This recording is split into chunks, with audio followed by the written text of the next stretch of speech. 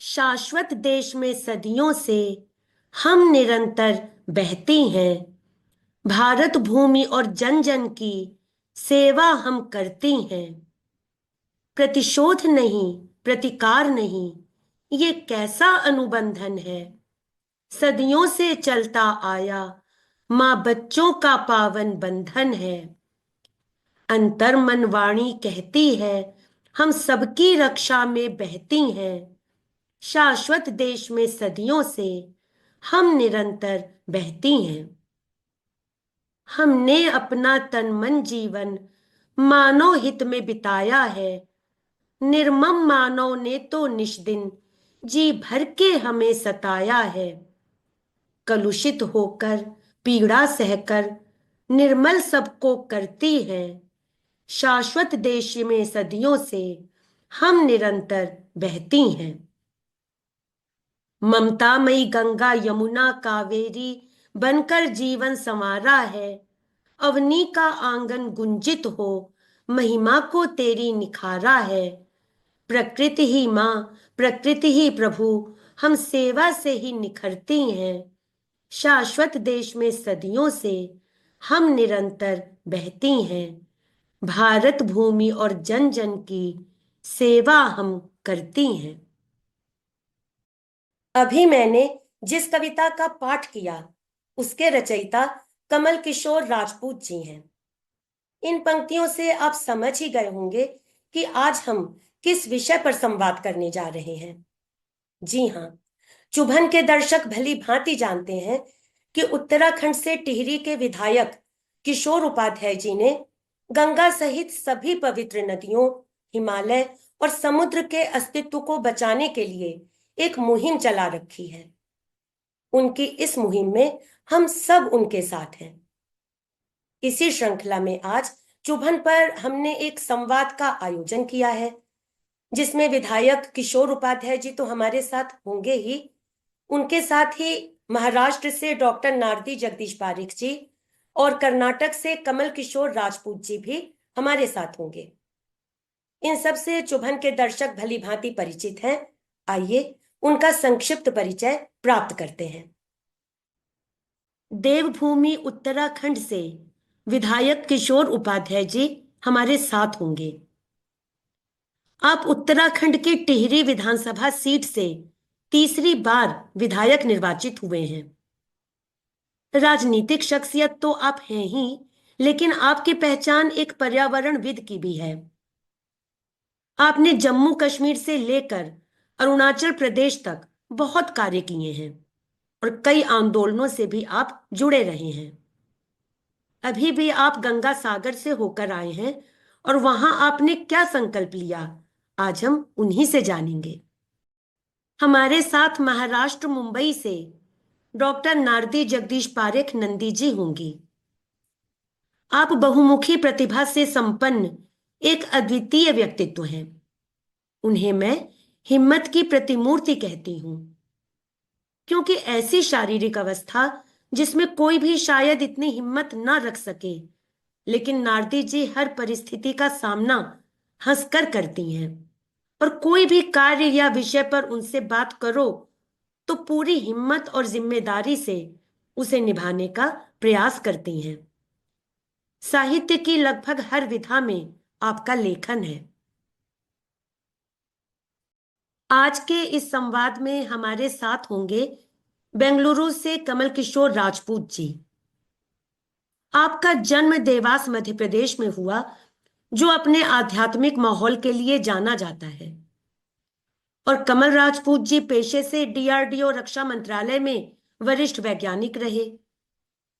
लेकिन जैसा मैंने अभी कहा कि आपका जन्म स्थान ही आध्यात्मिक नगरी देवास है, तो उस पवित्र भूमि में जन्म लेने का ही शायद उनके ऊपर यह प्रभाव पड़ा कि संवेदनशीलता और आध्यात्मिकता आपके व्यक्तित्व का एक अंग बन गई और आप अपने एहसासों की अभिव्यक्ति भजनों, गीतों, गजलों और नज्मों द्वारा करने लगे। तो चलिए किशोर उपाध्याय जी, नारदी जगदीश पारेख जी और कमल किशोर राजपूत जी से चुभन पॉडकास्ट पर मिलते हैं।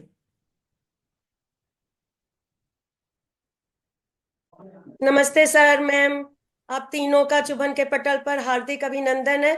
और आज दो दो किशोर सर हमारे साथ हैं, इसलिए मुझे लग रहा कुछ खास आज होने वाला है। और किशोर उपाध्याय सर, अभी आप गंगा सागर की यात्रा से लौटे हैं, तो थोड़ा सा हमें कुछ वहां के बारे में सबसे पहले बताएं। गंगा भी सागर भी। ये मैं आप सबका मैं बहुत अभिवादन करता हूँ। देवभूमि उत्तराखंड, सारे देवता यहीं निवास करते हैं। और ये जहाँ पर मैं बैठा हूँ यहीं पर माँ गंगा का जन्म भी हुआ है। जी।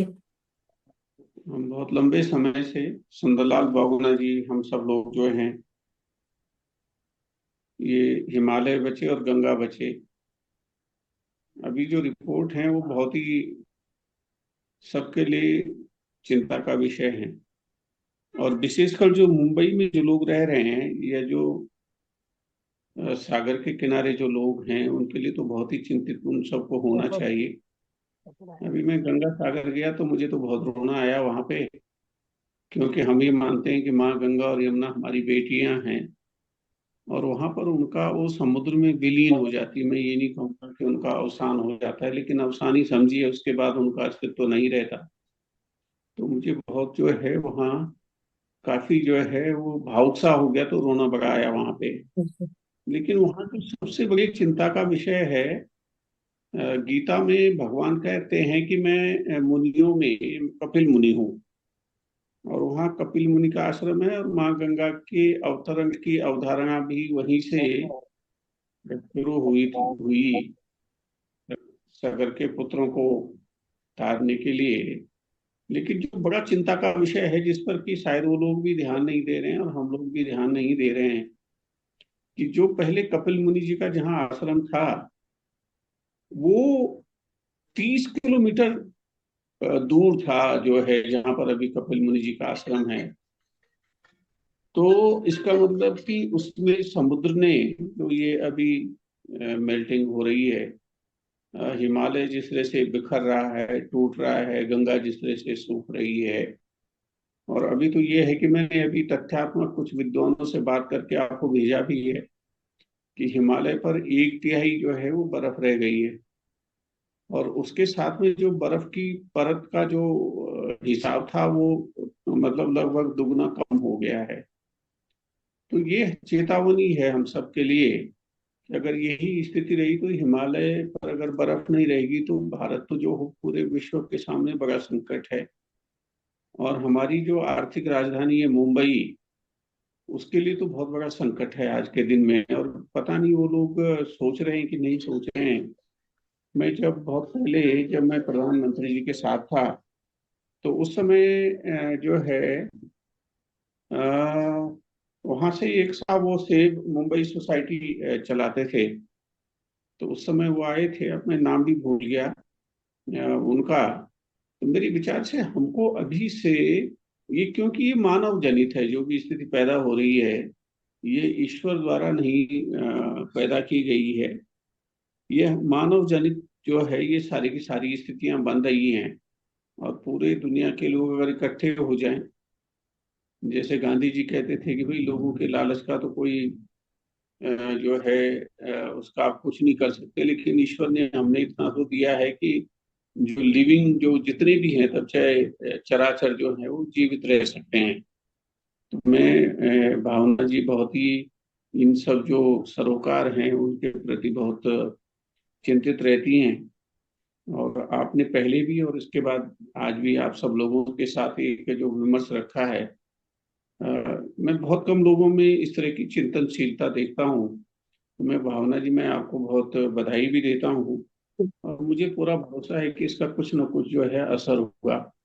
जी। इसमें जो गंगा सागर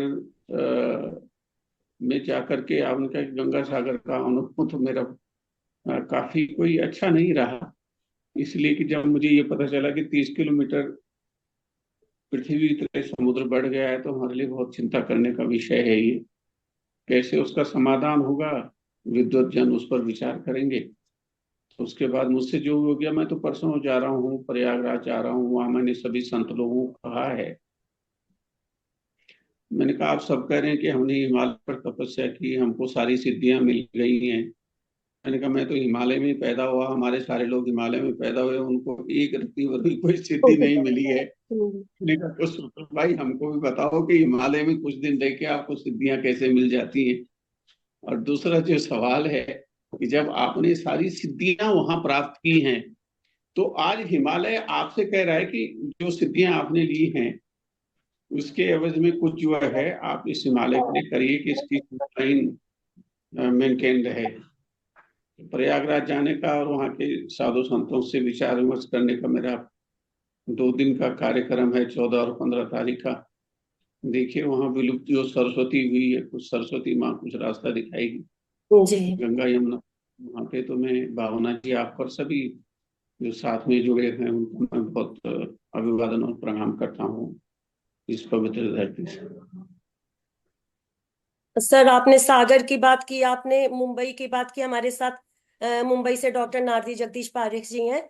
और मैं इनके लिए बताना चाहूंगी कि अभी कुछ दिनों पहले ही उन्हें भारत से 21 महिलाओं का चयन हुआ, जिसमें गरवी गुजरातन का इनको अवार्ड मिला है। तो नारदी मैम, आपको आमंत्रित और करती हूँ, बधाई। आप आकर हमें कुछ बताएं, सागर के बारे में बताएं।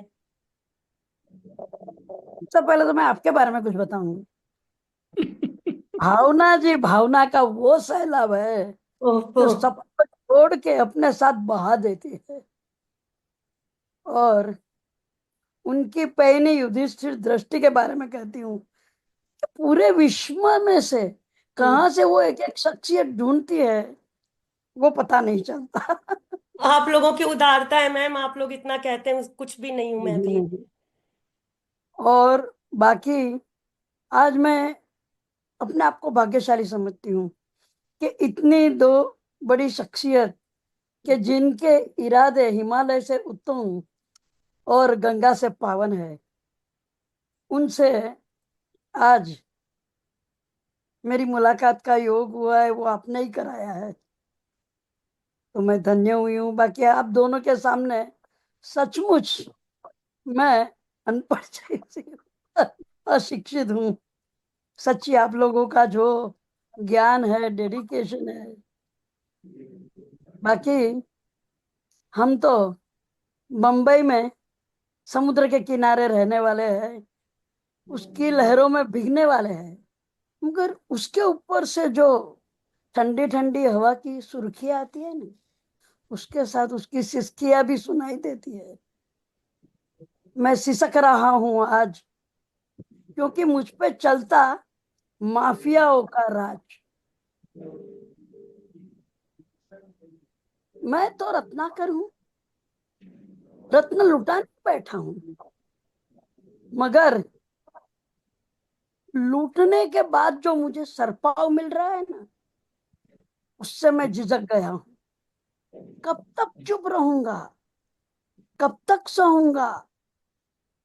जब मेरी सहनशीलता की अवधि आएगी, बन के सुनामी सब सूद के साथ वापस ले लूंगा। ये सचमुच समंदर की हालत क्या है, क्योंकि समंदर को भर भर के वहां बिल्डिंग बनाए जाते हैं। उसके पास जो जमीन ले रहे हैं वो वापस तो मांगेगा ही। हमने पुराणों में सुना था समुद्र मंथन, जिसमें से 14 रत्न निकाले थे, मगर आज तो जमीन पर तो ठीक पानी में भी सीमा करनी पड़ती है। क्यों? क्योंकि सीमाएं लांघने के लिए ही होती है, चाहे वो लक्ष्मण रेखा हो, चाहे सरहद। और उसमें से सब रत्न लूटने के लिए ही लगे हुए हैं, मगर उसका दोहन करके जो अमृत निकालते हैं, बदले में क्या देते हैं उसे? कारखानों का कचरों का विष, गटर का विष।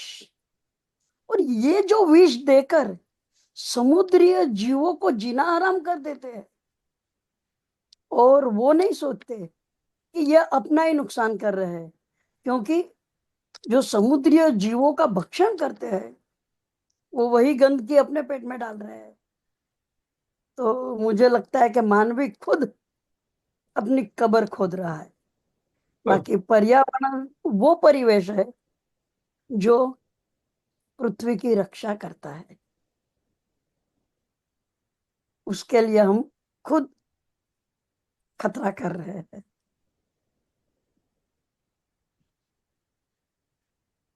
बाकी तो जल के बारे में कहे तो पूरे विश्व पर खतरे की घंटी बज रही है।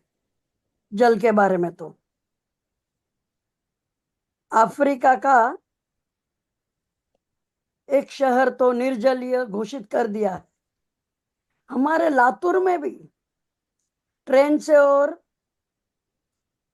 ट्रक से पानी जा रहा है। जी। तो पानी की ये स्थिति है, फिर भी आज खाली फ्लश में और शावर में हजारों टन पानी, हजारों लीटर चला जा रहा है, पर उसका रिसाइकलिंग का क्यों नहीं होता है? हम दुबई में देखे सचमुच कि आज पूरा विश्व दुबई की ओर क्यों जा रहा है। वो लोग रोज का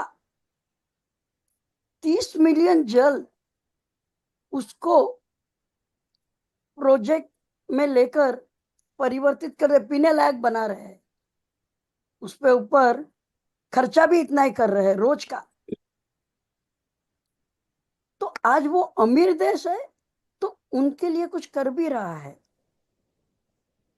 तो यहां अगर इंसान ऐसा कुछ सोच सकता है कि प्रयास शायद चालू हो गए, ये तो हमारे पास देखना यह है कि दो दो किशोर है जी। जी, और दूसरा उनकी जो ऊर्जा है ना वो किशोरावस्था जैसी ही है, इसलिए दोनों किशोर मिले हैं हमको। तो कमल किशोर जी शायद इसके ऊपर प्रकाश डालेंगे। कलाम जी ने कहा था कि भविष्य में उनकी भविष्यवाणी थी कि भविष्य में युद्ध होता तो पानी के लिए होगा। जी। शायद वो दिन दूर नहीं है, ऐसा मैं लग रहा है। भाग्यशाली हूँ कि कलाम जी के साथ काम किया है। हाँ, हमारे यही, रामचंद्र ने कलाम जी का इनको बहुत सानिध्य मिला। अरे मैं उनसे आपके बारे में इतना लिखा है, आपको देख के मेरी बोलती बंद हो गई है। नहीं नहीं नहीं नहीं, एक बहुत अदना सा इंसान हूँ। अपनी नहीं, तरफ से ऊपर वाला जो करवाने की कोशिश कर रहा है वो कर रहा हूँ। अब जब तक एनर्जी है, जब तक वाइटल एनर्जी है, तब तक करता रहूंगा। अब ये बस यही कर, जैसे हमारे किशोर साहब तो पता नहीं कितने सालों से, कितने वर्षों से ये हिमालय से लेके गंगा की जो का जो चल रहा है। और ये आप सही कह रहे हैं, क्या हिमालय की ग्लेशियर जितनी है सब गल गई है, खत्म हो गई है। ग्लेशियर ही नहीं है, आपने बताया कि 1/3 ही बचा है। अभी 1/3 भी जब चला जाएगा तो मुझे पता नहीं अपने इस भारत का क्या होगा, गंगा का क्या होगा। और किशोर मैं उपाध्याय जी, सर बोलें मैं बोलें। इंटरव्यू करूं अभी।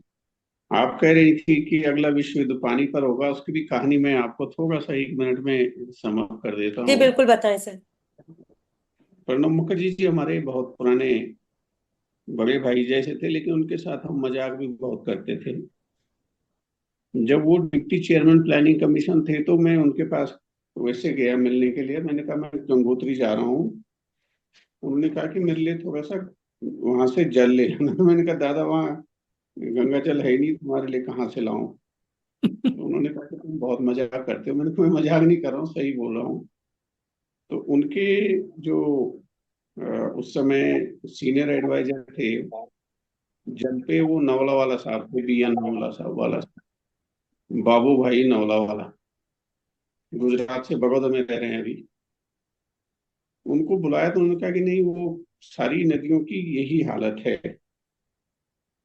तो फिर उन्होंने जो है पूरा प्लानिंग कमीशन भेजा यहाँ टिहरी और उत्तरकाशी, और उसके साथ में वो खुद भी आए। तो उसमें एक तो मैं था, एक नवला वाला साहब थे, एक ए आर कोहली साहब जो मिजोरम के गवर्नर हुए बाद में, वो थे। तो 3 लोगों ने एक रिपोर्ट बनाई, उसमें लिखा कि अगला विश्व युद्ध पानी पर होगा। तो देखा कि एक दिन अटल जी भी कह रहे हैं कि अगला विश्व युद्ध पानी पर होगा, और सारे तब टीवी चैनल तो कम थे, लेकिन अखबारों ने फ्रंट पेज स्टोरी थी उस दिन, अगले दिन। तो मैंने बाबू भाई को फोन किया, मैंने कहा भाई रिपोर्ट हमने बनाई थी, अच्छी बात है, आज प्रधानमंत्री जी बोल रहे हैं। बोले भाई मुझसे कुछ टॉकिंग पॉइंट मांगे थे, तुम तो खुद दो दो प्रधानमंत्रियों के साथ काम कर चुके हो, इसलिए आपको जानकारी है, हमने टॉकिंग पॉइंट में लिखा हो और प्रधानमंत्री जी ने कह दिया। तो उन्होंने मुझे, क्योंकि वो के एम मुंशी साहब के उससे थे, परिवार से, गीता पर के एम मुंशी साहब ने बहुत लिखा है, तो कहे गीता तुमने पढ़ी है? मैंने कहा कहाँ, हम कहाँ इतने सौभाग्यशाली हैं कि उसको समझें। तो उन्होंने कहा कि गीता में जो है ना, लिखा है कि भगवानो वाच, ईश्वर ने कहा है। अगर उसमें लिखा होता कि नवला वाला वाच, तो उसको कौन पढ़ता? तो किसकी वाणी में कितनी शक्ति है। जैसे ये हिमालय और गंगा की बात प्रधानमंत्री जी आज कह दे, तो उसका एक अलग असर होगा। तो उन्होंने कहा कि अ, तुम, मैं, सुंदरलाल बहुगुणा जी इतने समय से बोल रहे हैं, कौन सुन रहा है? सुंदरलाल जी ने तो वहां तक कह दिया, यूएन जो जनरल असेंबली है। तो इसलिए किसमें कितनी शक्ति है, किसके हाथों में, वाणी में।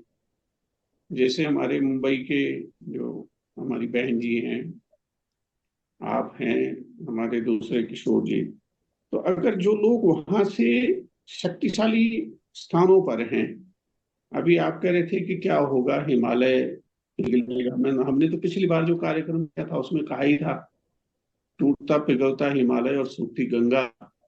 तो उसका मैं, अभी जो वैज्ञानिक कह रहे हैं उनका कहना यह है कि ज्यादा से ज्यादा 2 दशक, बल्कि मैं इसरो के कुछ वैज्ञानिकों के साथ और वाडिया इंस्टीट्यूट जो हिमालयन, जो हिमालय पे इन पर जो शोध करते हैं इन विषयों पे, उनके साथ बैठा हुआ था। तो मैंने कहा अभी तो जो है, मैंने कहा कुछ दशकों में नहीं, उन्होंने कहा कि 20-25 साल के बाद एवरेस्ट पर भी एक बूंद बर्फ नहीं मिलने वाली।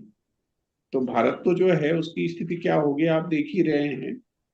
लेकिन उसका दूसरा जो सैड पार्ट है वो ये है कि सबसे पहले सिंगापुर कम से कम 200-300 मीटर पानी के नीचे होगा, जापान होगा, यूके होगा, अमेरिका आधा डूब जाएगा। तो ये बड़ी भयंकर स्थिति जो है हमने जो पैदा की है, उसकी रिपरकशंस हैं। और ये चेन्नई वालों ने तो अपने को वहां से शिफ्ट करना भी शुरू कर दिया है।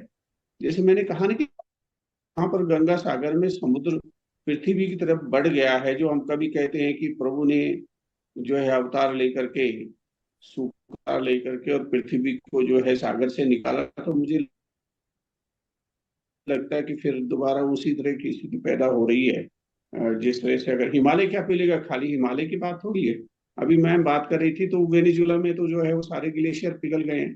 केप टाउन में पानी की राशनिंग हो गई है, वहां 15 लीटर से ज्यादा कोई पानी नहीं जो है वो यूज ही नहीं कर सकते। और यहाँ हमारा जो गंगा ग्लेशियर, जो ये गोमुख जो ग्लेशियर है, वो आपका लगभग 27 किलोमीटर पीछे चला गया है, और प्रतिवर्ष वो लगभग 100 मीटर पीछे जा रहा है। जी। तो जहां से गंगा और यमुना दोनों नदियां निकलती हैं, और इस बार तो जो है बंदरपूछ पर एक बूंद बर्फ नहीं थी। बहुत गहन चिंता है, लेकिन जिनको चिंता करनी चाहिए उन तक हम इस चिंता को पहुंचा नहीं पा रहे हैं। मेरी कोशिश है कि अगर हमारे धार्मिकता के साथ साथ जो है आध्यात्मिकता भी हमारे प्रधानमंत्री जी में हमने देखा है बहुत अधिक है। किसी तरह से अगर उनको, और उसका फायदा ये होगा कि अगर हम हिमालय के विषय को लेकर के एक वैश्विक अगर एक विचार बना सके, तो भारत विश्व गुरु भी बन सकता है, और उसके साथ में सोने की चिड़िया दोबारा बन सकता है।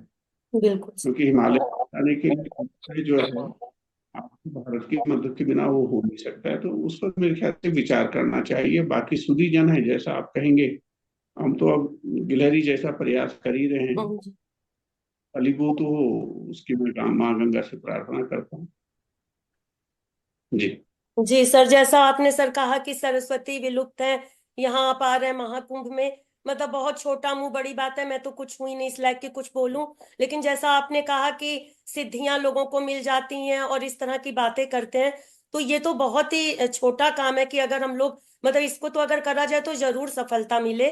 और आप आ रहे हैं महाकुंभ में, तो हम यही चाहेंगे कि आपको अपने प्रयास में जरूर सफलता मिले, यहाँ पर आपको साथ मिले, सहयोग मिले इन लोगों का। और सर, जैसा कि हम लोगों ने जो पिछला कार्यक्रम किया था तो सिर्फ गंगा पर और हिमालय पर बात की थी, आज हम चाहेंगे कि अन्य पवित्र नदियों पर भी हम बात करें। जैसे हमारे साथ कमल किशोर राजपूत जी देवास से हैं, तो मध्य प्रदेश में शिप्रा का अस्तित्व एकदम खत्म हो चुका है। नर्मदा भी बहुत ज्यादा प्रदूषित है। मैं शायद 10 साल पहले गई थी तो सारा पानी हरा, मतलब एकदम काई उसमें लगी हुई थी। तो अन्य नदियों की भी हम बात करें, महानदी की करें, यमुना की करें।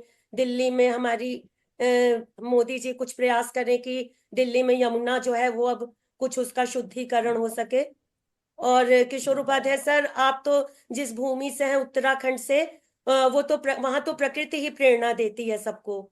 और आपके यहाँ बागेश्वर जिले का कौसानी जो गांव है, वहां से हमारे सुमित्रा नंदन पंत जी हैं। तो पंत जी को भी प्रकृति ने बहुत सारी कल्पनाएं दी, असीम प्रेरणाएं दी। तो आज हमारे कमल किशोर राजपूत जी देखते हैं कि क्या लेकर आए अपने खजाने से उनके पास। वो जब कुछ प्रकृति से बातचीत करते हैं तो कुछ अनमोल रचनाएं, कुछ अनमोल बातें हमें सुनने में मिलती हैं। तो हम देखते हैं आज क्या कहते हैं हमारे राजपूत सर। आइए राजपूत सर आप। जी नमस्ते। हमारे किशोर उपाध्याय जी के सामने मैं बहुत ही अदना सा सिपाही हूँ, अदना सा सिपाही हूँ। हमको तो सिर्फ दुख होता है, कष्ट होता है, तकलीफ होती है, अंदर मन में घुटन होती है, हम कुछ कर नहीं पाते। कम से कम किशोर जी तो पूरे देश में राष्ट्रपति जी, प्रधानमंत्री सबसे मिलके सबके गंगा को बचाने का जो चल रहा है, हिमालय को बचाने का चल रहा है, उस हिसाब से तो हम हमारे हमारा जो कंट्रीब्यूशन जो है, हमारा जो है बहुत कम है। पर मेरे को एक ही बात समझ में नहीं आती, नदियों के पानी की महत्ता आज का स्वार्थी मानव समझ क्यों नहीं पा रहा है। मेरे को ये सबसे बड़ी तकलीफ ये होती है कि अनादिकाल से मानव सभ्यता नदी के किनारे ही बसी है। वो क्यों बसी है? क्योंकि ये बात मानव, आज का मानव को समझ में नहीं आ पाता उनको। और उसी के प्रति कितना खिलवाड़ कर रहे हैं उनको ये मालूम ही नहीं है कि क्या क्या कर रहे हैं। मेरे को तो लगता है कई बार कि हम अपने ही पैरों पर कुल्हाड़ी मार रहे हैं। और हमने प्रगति जरूर की है, लेकिन किस किस मूल्य पर, ये लोग हम समझ नहीं पा रहे हैं। क्योंकि हमने प्रकृति के साथ जो खिलवाड़ किया है वो बहुत ही कष्टदायक है। और शहरी सभ्यता ने विगत कई सदियों से हमारी मातृभूमि, मातृ रूपी नदियों के प्रति बहुत अत्याचार किए हैं, जी जिसके प्रति परिणाम दिखाई दे रहे हैं। हम जितने प्रकृति से दूर जाते हैं उतने ही असभ्य हो जाते हैं, ऐसा मेरे को मैं कह रहा था, ये शहरी सभ्यता ने जी विगत कई सदियों से हमारी मातृ रूपी नदियों के प्रति बहुत अच्छा अत्याचार किए हैं, जिसके प्रतिकूल परिणाम दिखाई दे रहे हैं। हम जितने प्रकृति से दूर जा रहे हैं उतने ही असभ्य हो जा रहे हैं, जो आज के मानव को में दिखाई दे रहा है। नदियों की पावनता जितनी भी अपवित्र होगी, मानवता को उसका कई गुना दूषित असर भी जरूर होगा ही। सोचिए, शहरी सभ्यता में पूर्व में कुंभ वाली सभ्यता की, जहाँ प्रकृति और मानव एक दूसरे के पार परिपूरक रहते थे, आज के भौतिकवाद का दुष्परिणाम नई पीढ़ियों में भरपूर दिखाई दे रहा है। उनके रोज की पल पल की जीवन की शैली देखिए, कोई भी अंतर से संतुष्ट नजर नहीं आता। नदियों के अनादर का असर कई सतहों पर दिखाई दे रहा है। नदियां लुप्त हो रही हैं, जैसे हिमालय, सरस्वती, उज्जैन, क्षिप्रा, काली सिंध। कई ऐसी बड़ी बड़ी नदियां हैं जो करीब करीब गुम गई हैं। सोचिए, अगर सोचिए अब सागर को मीठे पानी की प्यास कौन बुझाएगा। सोचिए बिल्कुल। कि सागर के मीठे पीने की, जो मीठे पानी की प्यास जो है, अब क्योंकि नदियां ही प्यास बुझाती थी, अभी नदियां ही दूषित हो गई हैं, नदियां ही इतनी कष्ट में हैं, तो हम तो कैसे कैसे उनको उनका होगा। तो प्रकृति के इस वातावरण को, नदियों की पवित्रता को दूषित करने का दुष्परिणाम हम भली भांति देख रहे हैं। ये हमको ये सुना जाता कि लोग, इंसान सिर्फ उसको H2O मानते हैं, जबकि जी H2 नहीं, H2 से बहुत ऊपर है।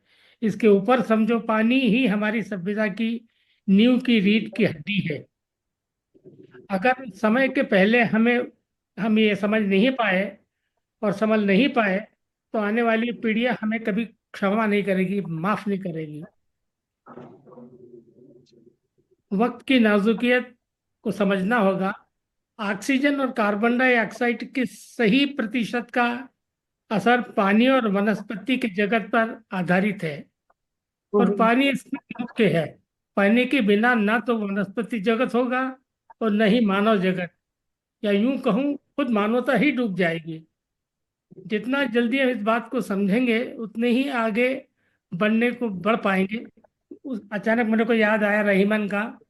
उनने बहुत अच्छा एक दोहा लिखा है, रहीमन पानी राखिए, बिन पानी सब सून, पानी गए न उबरे, मोती मानस चून। बस इन्हीं शब्दों से मैं आपका हार्दिक धन्यवाद देके अपनी वाणी को विराम देता हूँ। किशोर जी से बातें करेंगे, उनसे इनकी सुनेंगे। नहीं, बहुत किशोर, धन्यवाद किशोर जी।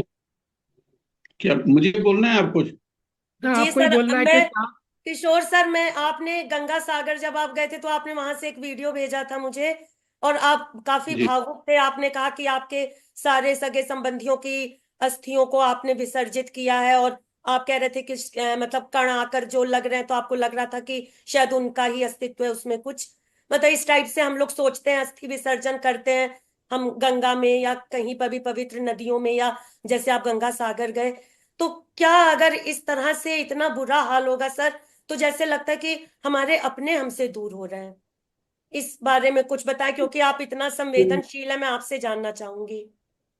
नहीं, मैंने ये कहा था क्योंकि हमारे यहाँ क्या है कि अस्थियों को जी। बहते हुए पानी प्रभावित करने की परंपरा है।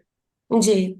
तो अधिकतर जो है यहाँ पर हमारा एक मार्तंड कुंड उसको कहते हैं, भास्कर कुंड, देवप्रयाग से पहले। तो हम लोग जो दाह संस्कार करते हैं वही भास्कर कुंड में करते हैं। तो मैं इसलिए भी गया कि मेरे जितने भी पूर्वज रहे होंगे, तब चाहे मेरे पक्ष के, तब चाहे मेरे माँ की पक्ष के, नानी दादी, या हमारे ससुराल पक्ष जितने भी रहे होंगे, तो कहीं ना कहीं मैंने कहा माँ गंगा उनको लेकर के यहाँ गंगा सागर तक आई होगी। तो मैंने उन अपने सारे वहां पर पितृ देवताओं का स्मरण किया कि कहीं न कहीं जो है आपकी जो भस्म है यही कहीं जो है वो, ये जो गंगा सागर है जहाँ पर गंगा मिल रही है सागर से, यहाँ पर कहीं ना कहीं कुछ कण होंगे उसके, तो उसका भी आशीर्वाद चाहिए। लेकिन मैं अभी सुन रहा था, जैसे आप छिपरा की बात कर रहे हैं, तो मैं 1980 से मैं उज्जैन जा रहा हूँ। जी। तो आज के दिन में तो वहाँ ये है कि दूसरी नदी से वो पानी उसमें छिपरा में डाला गया है। और बड़ी नर्मदा से बात जोड़ा, नर्मदा से ये, जोड़ा गया। हाँ, नर्मदा से। नर्मदा भी खतरे में है, अमरकंटक भी गया था मैं। तो उसमें जो बड़ी बात ये है कि छिपरा का वो स्वरूप तो आया नहीं है। नदी की एक टेंडेंसी होती है कि अगर उसके मूल में, जहाँ से वो आरंभ होती है, जन्म लेती है, अगर वहां पर जल नहीं है उसके स्रोत में, तो वो खत्म हो जाती है। आप तब चाहे उसको कालांतर में कितना भी आप उसमें जल डालिए, तो वो जो है वो स्वरूप नहीं ले पाती है। जी।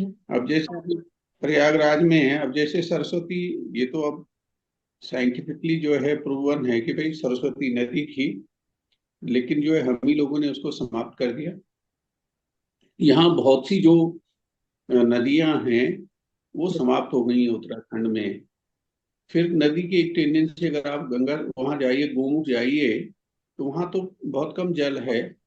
तो ये जो हमारे स्रोत हैं, छोटी छोटी नदियां हैं, वो मिल करके फिर उसमें जो है जल बढ़ाने का काम करती हैं।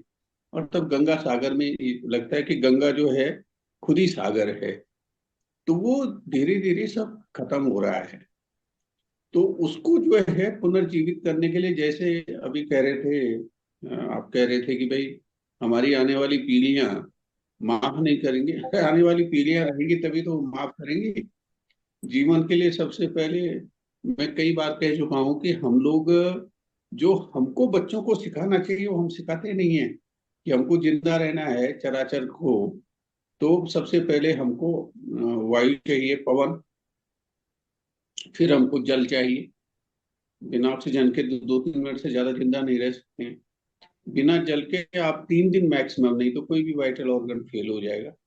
और उसके बाद बिना खाने के आप, अभी तक 90 दिन तक एक आदमी रहा है यहाँ, तो हमारे श्रीदेव सुमन जी 84 दिन रहे। तो इन तीनों पर कोई फोकस नहीं है कि इसको हम भविष्य की पीढ़ियों के लिए बचा करके रखें। तो जो हमारा, ये जो हमारे देश का 63% जो जल है, जी तब चाहे वो पीने का हो, तब चाहे सिंचाई का हो, या और भी फैक्ट्रीज के लिए जो है, वो सारा का सारा जो है वो उत्तराखंड सबसे ज्यादा उसमें योगदान करता है। तो आप सोचिए कि अगर हिमालय पर बर्फ नहीं होगी और गंगा में पानी नहीं होगा, और मुझे सबसे बड़ी चिंता ये है कि अगर कैलाश में बर्फ ही नहीं होगी तो हमारे जो आराध्य भगवान शिव और पार्वती हैं वो कहाँ रहेंगे, किसकी आराधना हम लोग करेंगे। ऐसा नहीं है कि इसको जो है वो बचाया नहीं जा सकता, बचाया तो जा सकता है, लेकिन उसके लिए जो है, जैसे मैंने अभी कहा, तो उसके लिए एक हमको वैश्विक जो है एक विचार बनाना पड़ेगा। बहुत लंबे समय से तब से हम कह रहे हैं कि एक सतत समावेशी समग्र विकास की नीति हिमालय, मध्य हिमालय की विकास की बनानी चाहिए, लेकिन अभी वो बना ही नहीं पा रहे हैं हम। तो ये चिंता का विषय है। और अगर पानी नहीं रहेगा तो उसकी कल्पना आप खुद ही करिए।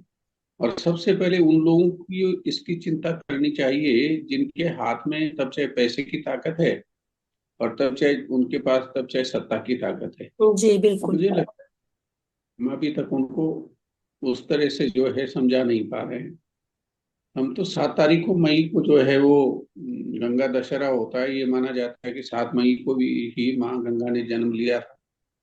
कोशिश करेंगे कि दिल्ली से कुछ एक बड़ा जन जागरण का कोई कार्यक्रम जो है उस पर विचार चल रहा है। मैं परसों प्रयागराज में भी बात करूंगा। संत समाज इसमें बड़ी भूमिका निभा सकता है। और भी दिल्ली में जो लोग हैं, कुछ मुंबई के हमारे साथी हैं, उनसे बातचीत करेंगे कि कैसे इसको किया जा सकता है। उसमें आप जिसको जोड़ सकते हैं जिस रूप में भी, तो आप सबका उसमें स्वागत रहेगा। लेकिन खतरा बड़ा है, और उस खतरे को हम अभी मेरे ख्याल से उसका आकलन नहीं कर पा रहे हैं। जैसे आप ही देखिए, आपने जैसे अयोध्या में ही है, भगवान राम ने जिस नदी को जन्म दिया, तिलोदकी को, उसको नहीं बचा पा रहे हैं। वहाँ यही हाल जो है, कुछ दिन में यही हाल नर्मदा का भी हो जाएगा, क्या करेंगे आप। तो हम लोग तो कोशिश, देखिए हमारा काम है कोशिश करना कि आने वाली पीढ़ियां ये न कहें कि आप लोगों ने समय रहते इसको जो है आपने आगाह नहीं किया, चेतावनी नहीं दी। तो मेरी कोशिश तो यह है, इसलिए भी मेरा फर्ज भी बनता है कि हम गंगा यमुना को अपनी बेटियां मानते हैं। और मैं यहाँ के सारे समाज को कहता हूँ कि भाई, अगर हम अपनी माँ बेटी की रक्षा भी नहीं कर सकते तो हम कैसे लोग हैं और कैसा समाज। तो उसमें यहाँ आपके यहाँ से जो भी हो सकता है आप भी इसमें सहयोग करिए। आप कहेंगे तो उसकी क्या रचना होगी, मैं बाद में जब कल परसों हमारी बैठक होगी तो मैं आप तक जो है वो पहुंचा दूंगा। अभी वहां पर कुछ लोगों ने समग्र गंगा कार्यक्रम एक किया है प्रयागराज में, और मेरे ख्याल से संघ में बड़ी शक्ति है, तो उनसे संबंधित उस संगठन है, मैं उनसे भी बातचीत करूंगा। जिसमें जैसे प्रधानमंत्री जी हैं, जैसे संघ है, जैसे हमारे उत्तर प्रदेश के मुख्यमंत्री जी अभी यहाँ आए थे अपना गाँव वो, और उनकी शिक्षा दीक्षा यही हुई है, मेरे यहाँ हुई है। मैंने उनसे भी चर्चा की है, उन्होंने मुझे 28 के बाद बुलाया है। वो तो कह रहे थे कभी भी आ जाओ, लेकिन मैंने कहा 28 तक आप भी व्यस्त हैं कुंभ मेले में। तो मैंने कहा उसके बाद आता हूँ मैं, इस पर कुछ सब मिल करके कुछ कर सके तो मेरे विचार से हमारे देश को सबसे ज्यादा लाभ उससे होगा। तो बाकी सर आपका जी, मार्ग। जी। एक आपसे बात पूछना थी। अपने अटल जी का एक एक ड्रीम प्रोजेक्ट था कि नदियों को जोड़ना, सारी नदियों को, जैसे उनको सारे, बहुत उनका ड्रीम प्रोजेक्ट था, पर वो आगे उसमें अग्रसित भी हुए थे। पर वो प्रोजेक्ट अटक गया। तो मैं सोचता हूँ कि आप भी उसके तरफ फिर से थोड़ा आप मोदी जी से बताइए उनको। नहीं, इसकी शुरुआत जो है नदियों को जोड़ने की 1980-81 में हुई थी। और उसमें अटल जी ने उसको आगे बढ़ाने का, उस पर नया विचार दिया। लेकिन मेरा कहना यह है कि बिल्कुल नदियों को जोड़ना चाहिए। जैसे मान लीजिए कि हमारे यहाँ गंगा और यमुना है, तो अगर मैं विकासनगर से यही जो है ऋषिकेश में उसको जोड़ दूं, अंग्रेजों ने एक बार उस पर काम भी किया था। तो मेरे ख्याल से इस तरह के नदियों को जोड़ने का भी फायदा तभी है जब नदियों में जल रहेगा। और अगर नदियों में ही जल नहीं रहेगा तो उनको जोड़ करके आप क्या करेंगे? जैसे SYL है, सतलज यमुना लिंक जो है राजस्थान के लिए, हरियाणा का। अब पानी नहीं है यमुना में, सतलज में, तो जोड़ करके करेंगे भी क्या? तो हमारी पहली प्राथमिकता ये होनी चाहिए कि नदियों में एक तो अविरलता रहे और निर्मलता रहे। सबसे बड़ा अत्याचार जो है गंगा के साथ, वो तो हमको स्मरण करना चाहिए मदन मोहन मालवीय जी को, कि उन्होंने जो हमारी गंगा को, मैं जब ये टिहरी बांध बन रहा था तो मैं अपनी सरकार के खिलाफ पहले तो कोशिश की। मैं ये नहीं कह रहा हूं कि मैं कोई बांध के खिलाफ हूं, लेकिन मेरा मानना यह है कि आप गंगा को जो है ना, नदी और पानी नहीं, जल नहीं मान सकते ना।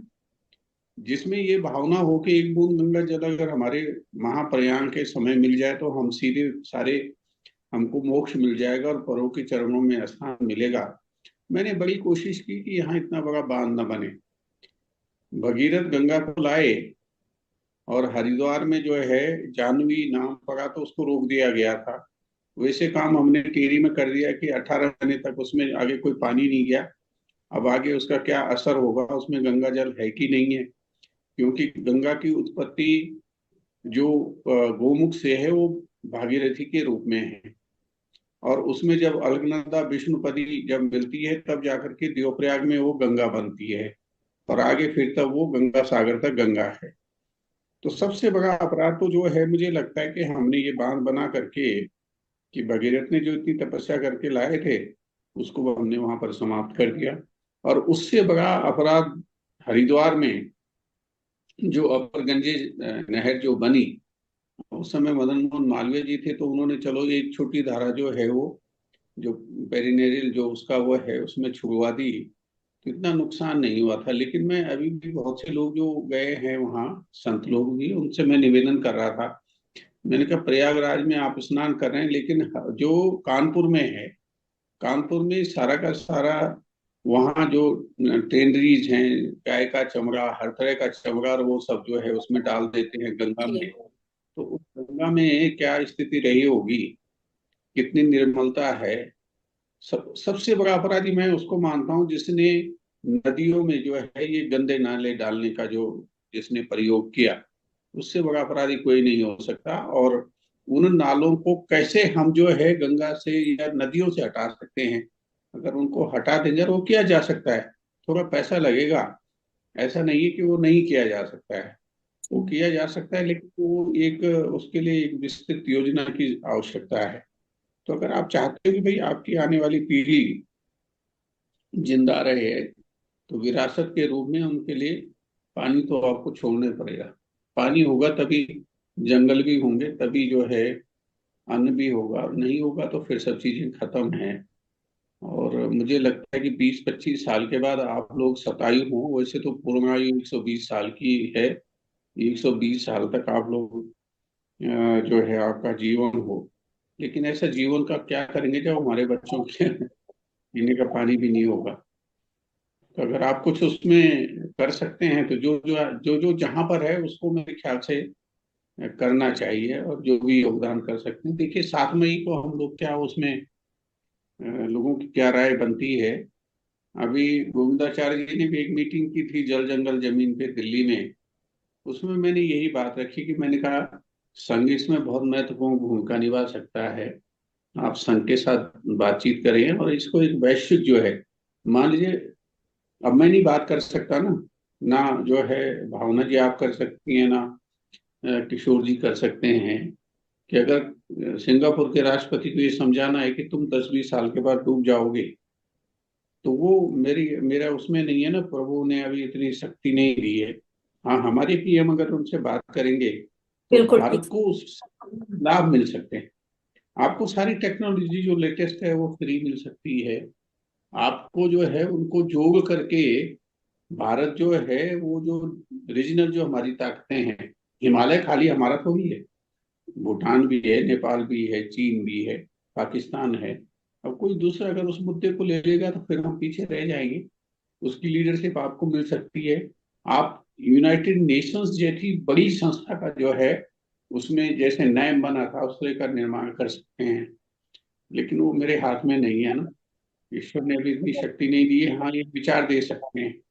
तो आपका जिसका जहां पर भी जिससे संपर्क है, जो सत्ता में है या जिनके हाथ में अब चाहे पैसे की ताकत है, तो उनसे बातचीत कर सकते हैं कि भाई अब जैसे मुंबई में अमिताभ बच्चन को मैंने चिट्ठी लिखी।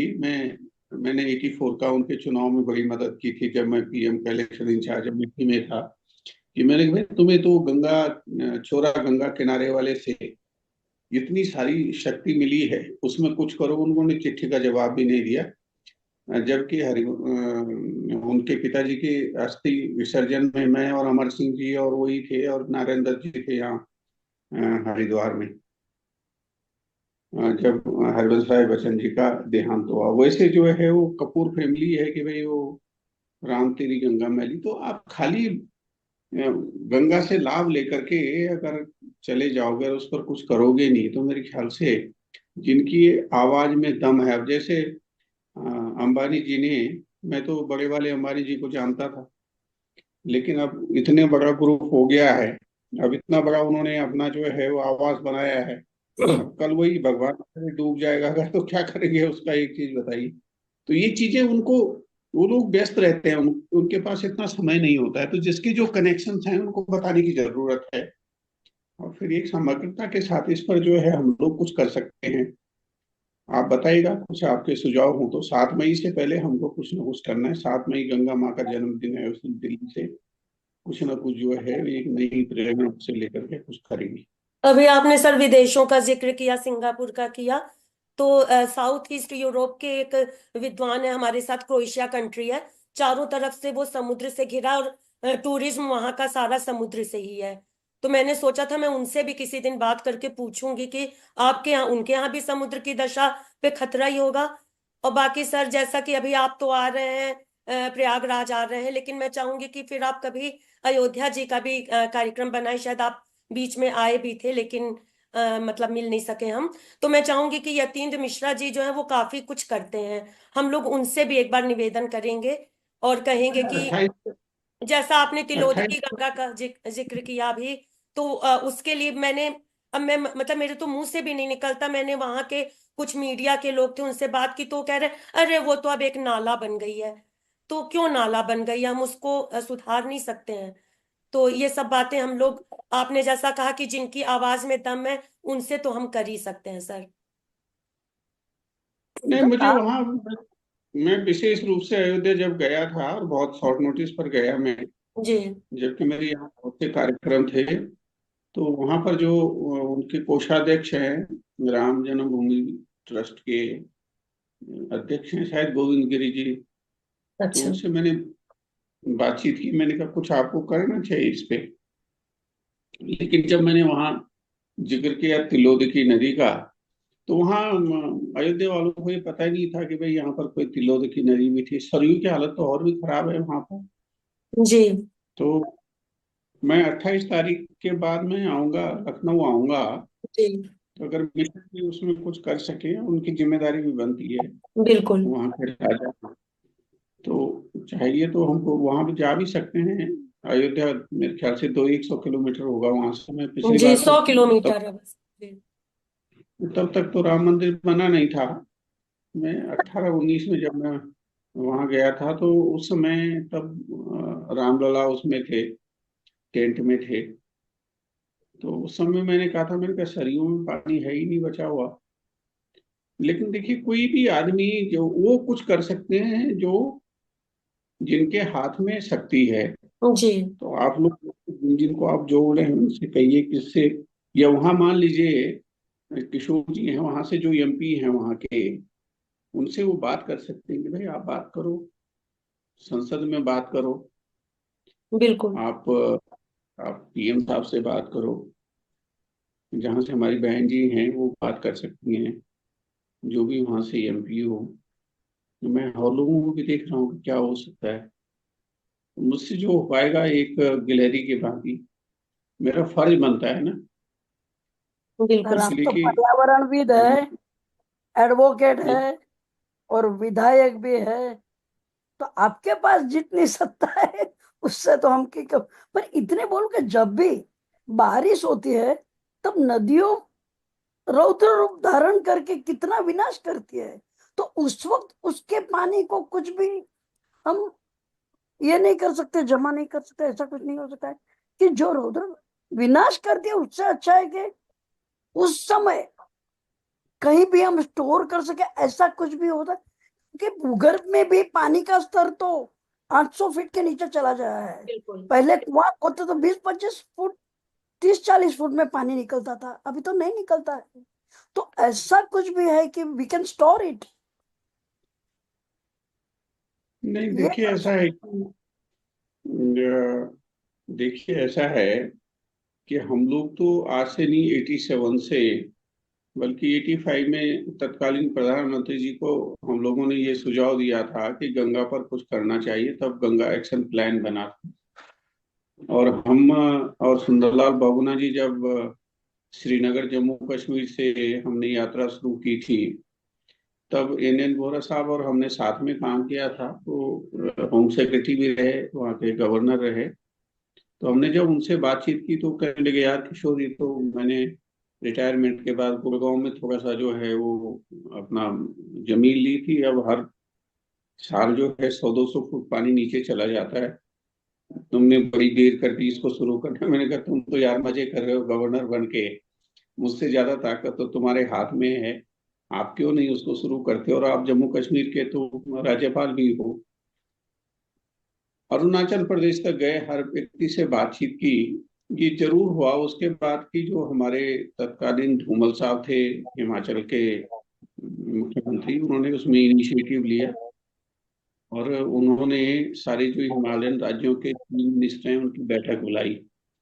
उस प्रयोग को भी हम आगे नहीं बढ़ा पाए, क्योंकि हमने 2010 में दिल्ली में की थी एक बड़ी बैठक कॉन्स्टिट्यूशन क्लब में, और तब ये विचार आया था कि हिमालय पर हम लोगों को पहले तो हिमालय दिवस जो है, हिमालय दिवस के रूप में 9 दिसंबर को जो है हम लोगों ने तय किया था। तो हर साल हम 9 दिसंबर को हिमालय दिवस मनाते हैं, चिंतन मनन करते हैं, पूरे नॉर्थ ईस्ट में तो बहुत सी जगह मनाया जाता है, लेकिन उससे आगे अभी नहीं बढ़ पाए। और ये कोई बड़ा वो नहीं है कि हम इसमें नहीं कर सकते, अगर सही ढंग से प्रधानमंत्री जी के कान में ये बात चली गई तो मेरे विचार से वो इस आइडिया पर जंप करेंगे कि हमको किस तरह से करना है, और उसका जो योजना या रचना क्या हो, वो थोड़ा बहुत है हमारे माइंड में। तो मैं देखता हूँ कि कब उनसे जो है वो समय मिलता है, क्योंकि उन्होंने दो बातें कही हैं। एक तो उन्होंने कहा कि अगला दशक जो है वो ये उत्तराखंड का है, ये। दूसरा, उन्होंने जब 2014 में काशी से चुनाव लड़ा तो उन्होंने कहा कि गंगा ने मुझे बुलाया है। जी, यही मैं और भी सोच रही जी। इस बार उन्होंने कहा कि गंगा ने उन्हें गोद ले लिया है। जी और केदारनाथ में तो 2019 में एक रात उन्होंने तपस्या भी की।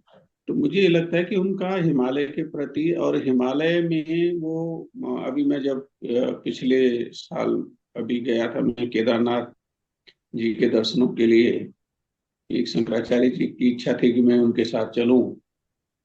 तो वहाँ जो हमारे सबसे पुराने जो हमारे तीर्थ पुरोहित हैं, तो उन्होंने कहा कि भाई उनकी तो अगाध श्रद्धा है, हम जब सुबह 4 बजे तब तक हम नहीं पहुंचते थे मंदिर केदारनाथ जी के, वहाँ आप पहले पहुंच जाते थे। वो बाद में जब वो मुख्यमंत्री बने तब उनको पता चला कि भाई ये नरेंद्र मोदी जी हैं। तो मुझे लगता है कि जिसके मन में जिसके प्रति श्रद्धा भाव प्रेम होता है तो वही कुछ कर सकता है। बिल्कुल।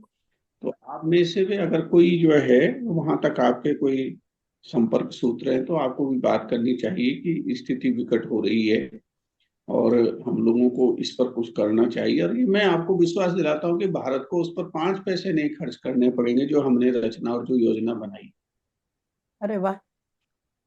नहीं किशोर राजपूत सर, आप और नारदी मैम, जैसा सर ने कहा कि आप लोग अपने यहाँ के सांसदों को ही कहिए ताकि संसद तक जा बात जाए। और उपाध्याय सर, आपने जैसा बताया तो वाकई में मोदी जी की जितनी निष्ठा और आस्था है, तो हमें तो कुछ कहने की जरूरत ही नहीं होनी चाहिए। शायद उनके मन में होगा, देखिए कब करते हैं।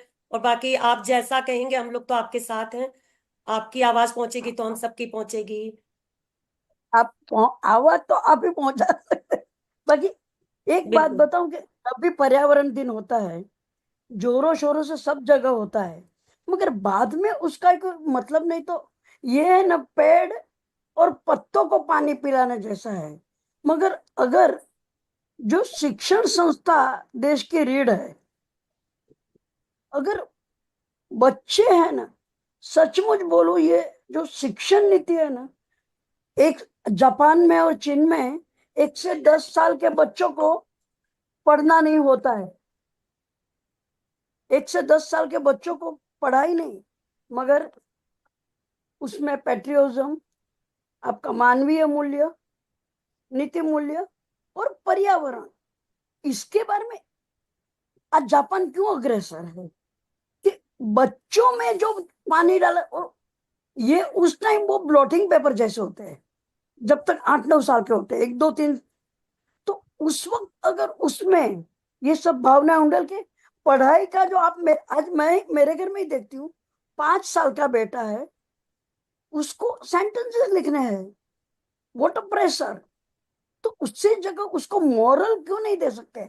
हमारा एक प्रकल्प चल रहा है, आनंदालय, जहां नैतिक मूल्यों युक्त शिक्षण, सिर्फ बोले नहीं, हमने आईईएस आंदोलन शुरू किया है। आईपीएस आईएएस है, तो रीढ़ की हड्डी जैसी शिक्षण नीति के लिए आईईएस क्यों नहीं है। ये आंदोलन का हम भाग है। और उसके आगे हमने एक प्रक्रिया चालू की है कि नई पुस्तकें लिखनी शुरू करिए, जिसमें इतिहास बदल जा रहा है।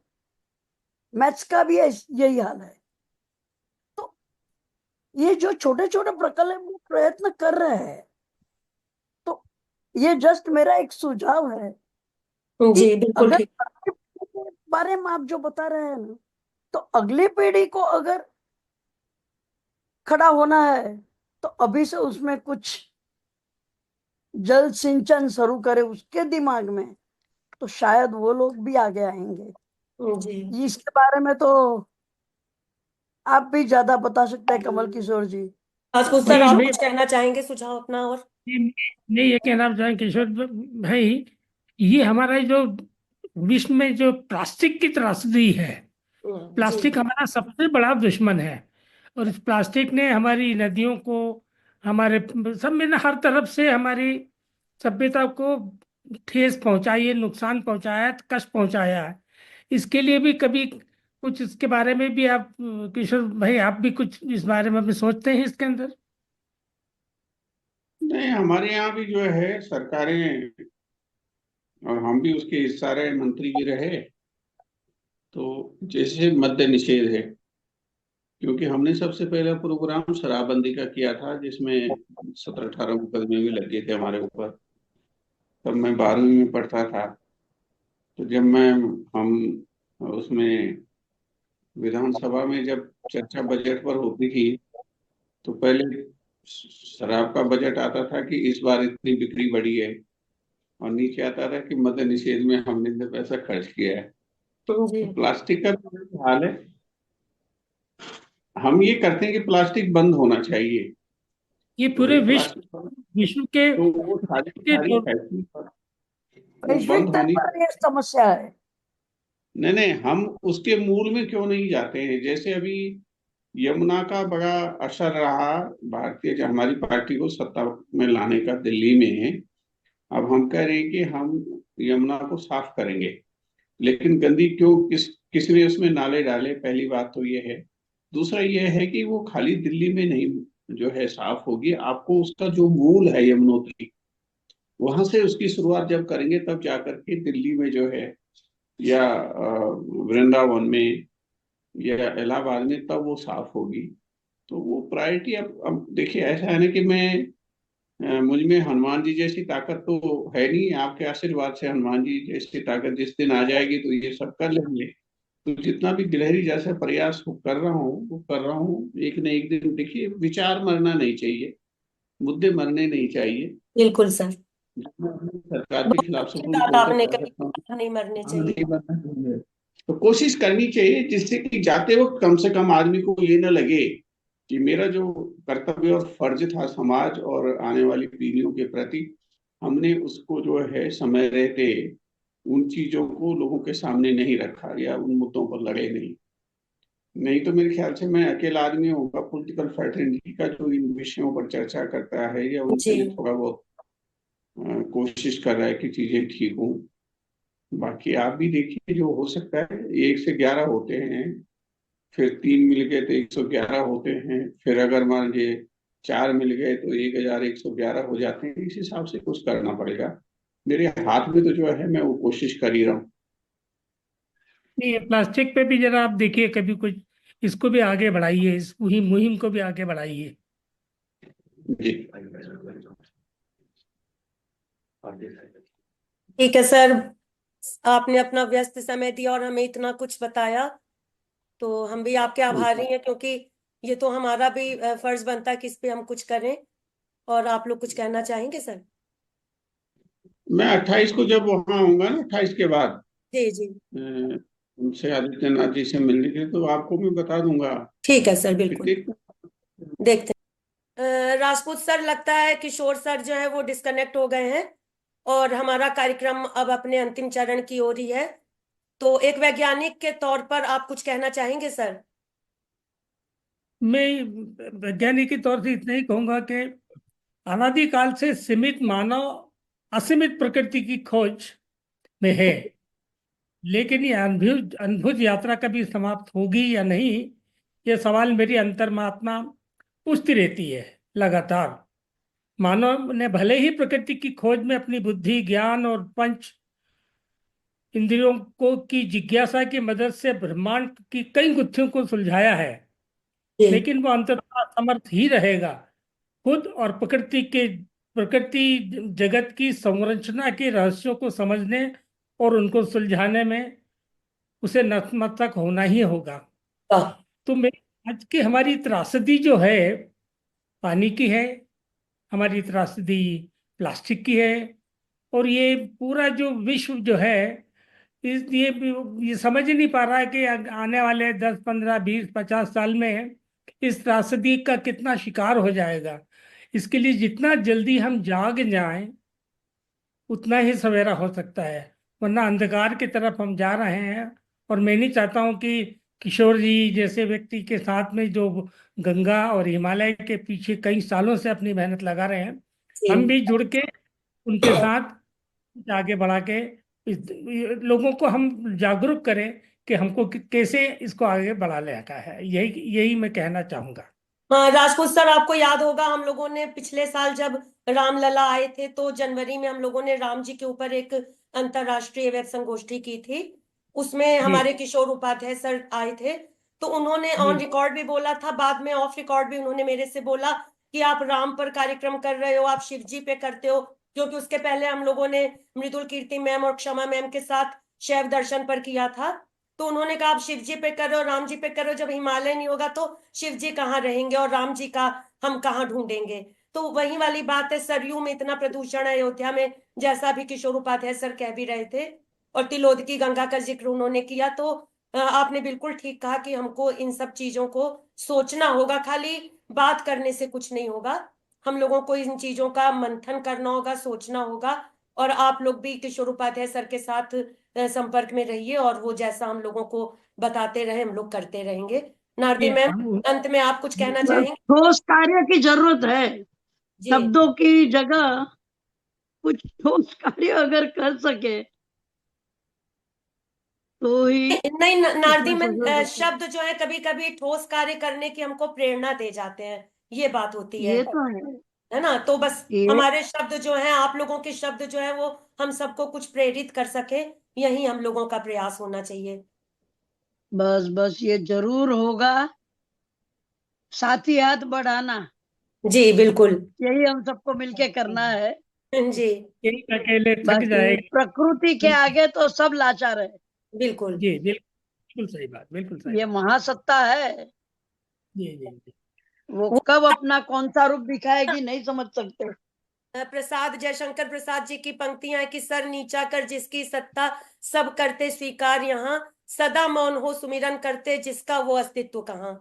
तो हमको उस अस्तित्व के बारे में जानना है और अपने अस्तित्व को हमें खोजना है। तो बहुत अच्छा बिल्कुल संवाद रहा हम लोगों का। और किशोर उपाध्याय सर बहुत व्यस्त थे, अभी 2 दिन बाद वो प्रयाग आ रहे हैं, तो तब उन्होंने हमें इतना समय दिया और हमारा मार्गदर्शन किया। और आप दोनों की भी मैं बहुत आभारी हूँ, नारदी मैम और किशोर राजपूत, कमल राजपूत सर। और हम लोग फिर से ऐसे हम करते रहेंगे समय समय पर इसी तरह के संवाद। जरूर तो जरूर, आपने हम सबको मिलवाया, जी आपका भी आभार। जी बहुत नमस्ते। बहुत धन्यवाद। धन्यवाद धन्यवाद।